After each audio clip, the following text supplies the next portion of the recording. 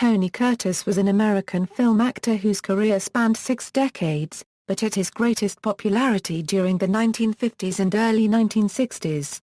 He acted in more than 100 films in roles covering a wide range of genres, from light comedy to serious drama. In his later years, Curtis made numerous television appearances. Although his early film roles were partly the result of his good looks, by the later half of the 1950s he became a notable and strong screen presence. He began proving himself to be a fine dramatic actor, having the range to act in numerous dramatic and comedy roles. In his earliest parts he acted in a string of mediocre films, including swashbucklers, westerns, light comedies, sports films, and a musical. However, by the time he starred in Houdini with his wife Janet Leigh, his first clear success, notes critic David Thomson, his acting had progressed immensely. He won his first serious recognition as a skilled dramatic actor and sweet smell of success with co-star Burt Lancaster. The following year he was nominated for an Oscar for Best Actor in another drama, The Defiant Ones. Curtis then gave what could arguably be called his best performance, 3 interrelated roles in the comedy Some Like It Hot. Thomson called it an outrageous film, and a survey carried out by the American Film Institute voted it the funniest American film ever made. The film co-starred Jack Lemmon and Marilyn Monroe, and was directed by Billy Wilder. That was followed by Blake Edwards' unregistered trademark S-comedy Operation Petticoat with Cary Grant. They were both frantic comedies, and displayed his impeccable comic timing. He often collaborated with Edwards on later films. In 1960, Curtis co-starred in Spartacus, which became another major hit for him. His stardom and film career declined considerably after the early 1960s. His most significant dramatic part came in 1968 when he starred in the true-life drama The Boston Strangler, which some consider his last major film role. The part reinforced his reputation as a serious actor with his chilling portrayal of serial killer Albert DeSalvo. Curtis was the father of actresses Jamie Lee Curtis and Kelly Curtis by his first wife, actress Janet Leigh. Early life: Curtis was born Bernard Schwartz in Manhattan, New York, one of 3 sons of Helen and Emanuel Schwartz. His parents were Hungarian Jewish immigrants from Martar copyright Sorka, Hungary, and Curtis didn't learn English until he was 5 or 6, postponing his schooling. His father was a tailor and the family lived in the back of the shop. His parents in one corner and Curtis and his brothers Julius and Robert in another. His mother once made an appearance as a participant on the television show You Bet Your Life, hosted by Groucho Marx. Curtis said, "When I was a child, Mom beat me up and was very aggressive and antagonistic." His mother was later diagnosed with schizophrenia. His brother Robert was also institutionalized with the same mental illness. When Curtis was 8, he and his brother Julius were placed in an orphanage for a month because their parents could not afford to feed them. 4 years later, Julius was struck and killed by a truck.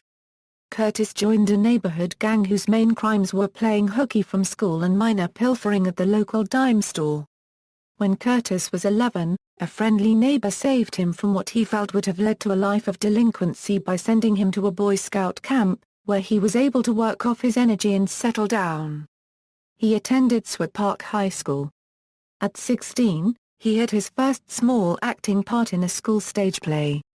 Curtis enlisted in the United States Navy after the attack on Pearl Harbor and war was declared. Inspired by Cary Grant's role in Destination Tokyo and Tyrone Power's in Crash Dive, he joined the Pacific Submarine Force. Curtis served aboard a submarine tender, the USS Proteus, until the end of the Second World War. On September 2, 1945, Curtis witnessed the Japanese surrender in Tokyo Bay from his ship's signal bridge about a mile away. Following his discharge from the Navy, Curtis attended City College of New York on the GI Bill. He then studied acting at the Venue School in Greenwich Village under the influential German stage director Owen Piscator. His contemporaries included Elaine Stritch, Walter Matthau, Beatrice Arthur, and Rod Steiger. While still at college, Curtis was discovered by Joyce Selznick, the notable talent agent, casting director, and niece of film producer David O. Selznick. He later claimed it was because he was the handsomest of the boys. In 1948, Curtis arrived in Hollywood, at age 23. When he was placed under contract at Universal Pictures, he changed his name from Bernard Schwartz to Tony Curtis. The first name was from the novel Anthony Adverse and Curtis was from Kurtz, a surname in his mother's family. Although Universal Pictures taught him fencing and riding, in keeping with the cinematic themes of the era, Curtis admitted he was at first only interested in girls and money. Neither was he hopeful of his chances of becoming a major star. Curtis's biggest fear was having to return home to the Bronx as a failure. "I was a 1,000,000 to 1 shot, the least likely to succeed. I wasn't low man on the totem pole, I was under the totem pole, in a sewer, tied to a sack." Career. Curtis's uncredited screen debut came in Criss Cross playing a rumba dancer. In his second film, City Across the River, he was credited as Anthony Curtis. Later, as Tony Curtis, he cemented his reputation with breakthrough performances such as scheming press agent Sidney Falco in Sweet Smell of Success with Burt Lancaster. Curtis gave an Oscar-nominated performance as a bigoted white escaped convict chained to the black Sidney Poitier in The Defiant Ones. He performed both screen comedy and drama, and became one of the most sought-after stars in Hollywood. Curtis's comedies include Some Like It Hot, Sex and a Single Girl, and The Great Race.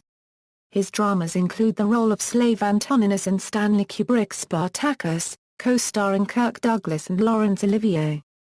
The Outsider, the true story of WW2 veteran Ira Hayes. Taras Bulba, loosely based on Nikolai Gogol's short novel, starring Yul Brynner in the title role and Tony Curtis as his son Andre.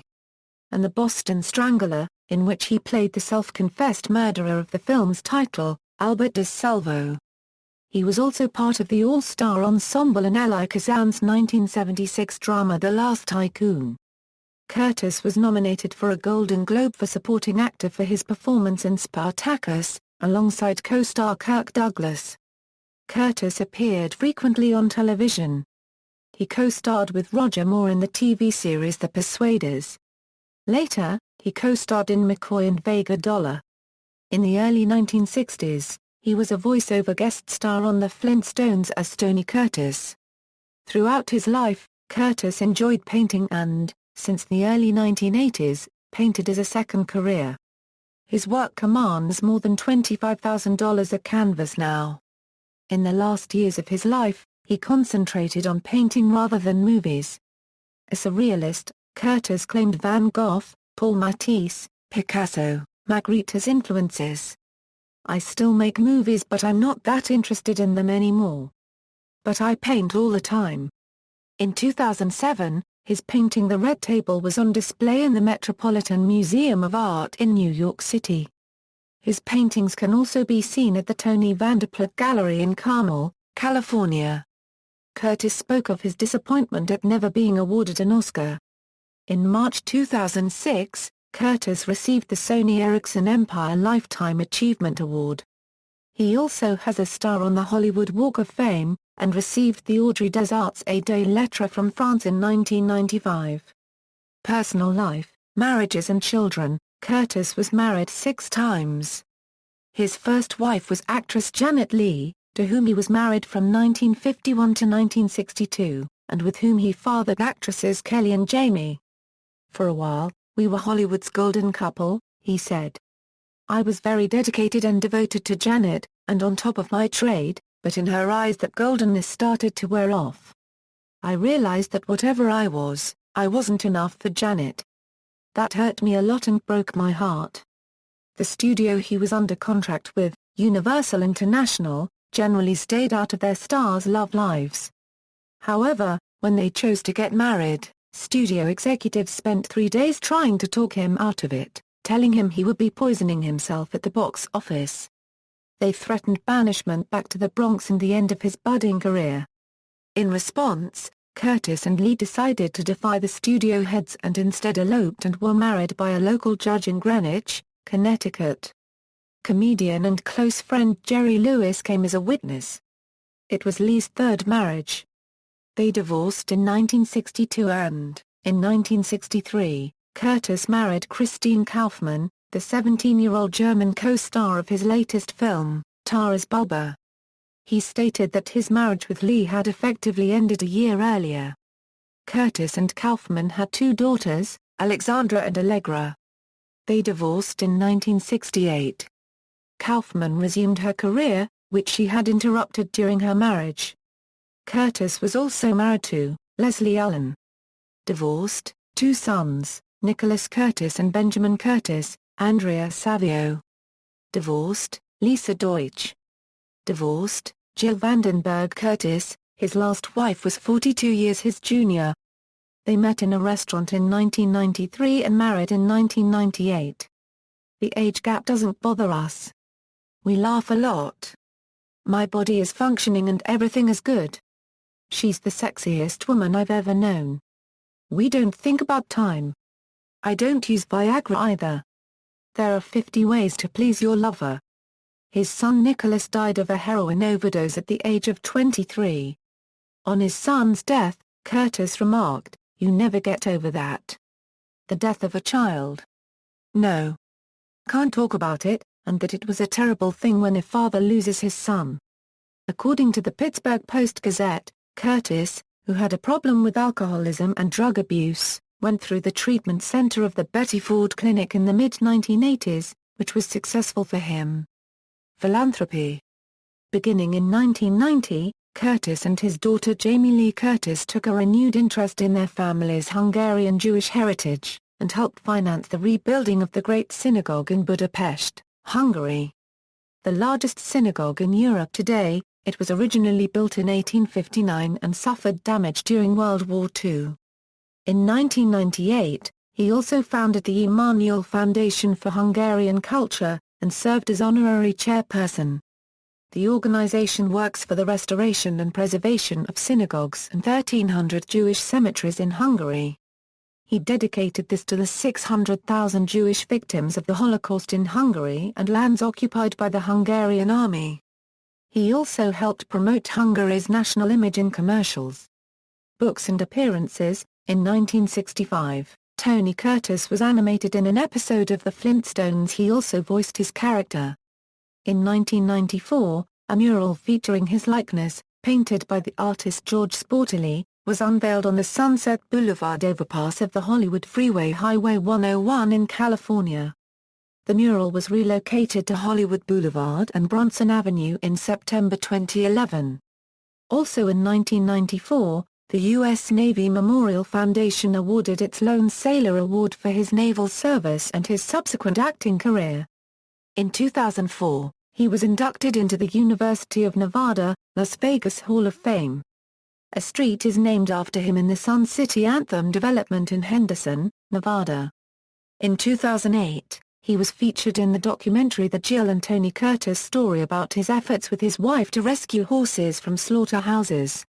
In October 2008, Curtis's autobiography American Prince, a memoir, was published. In it, he describes his encounters with other Hollywood legends of the time including Frank Sinatra and James Dean, as well as his hard-knock childhood and path to success.